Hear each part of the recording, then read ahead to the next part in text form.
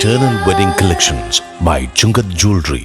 ഇതെല്ലാം എന്റെ കല്യാണത്തിന് വാങ്ങിയതാ. വാവ്, ഇതെവിടുന്നാ? MV Chacko golden diamonds Angamaly. ത്യാഗത്തിന്റെയും ആത്മസമർപ്പണത്തിന്റെയും ഓർമ്മ പുതുക്കി വിശ്വാസികൾ ബലിപ്പെരുന്നാൾ ആഘോഷിച്ചു. ഏറെ നാളത്തെ കാത്തിരിപ്പിന് ശേഷം ലഭിച്ച മകനെ ദൈവകൽപ്പന പ്രകാരം ഇബ്രാഹിം നബി ബലി നൽകാൻ ശ്രമിച്ചതിന്റെ ഓർമ്മ പുതുക്കലാണ് ബലിപ്പെരുന്നാൾ.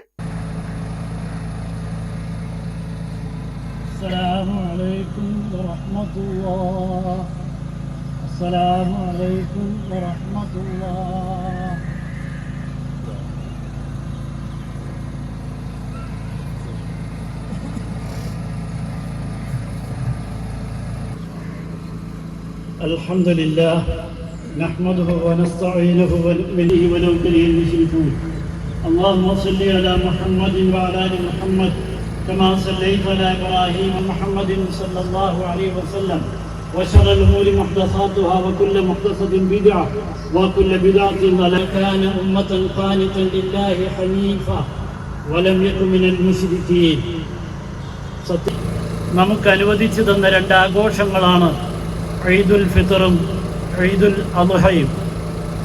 അല്ലാഹുവിൻ്റെ റസൂൽ സല്ലല്ലാഹു അലൈഹി വസല്ലമ ഇപ്രകാരം മൈതാനത്ത് ഒരുമിച്ച് കൂടണമെന്നും ആഭാലവൃതം ജനങ്ങളും സംഗമിക്കണമെന്നും റസൂലുള്ളാഹി സല്ലല്ലാഹു അലൈഹി വസല്ലമ നിർദ്ദേശിച്ചു.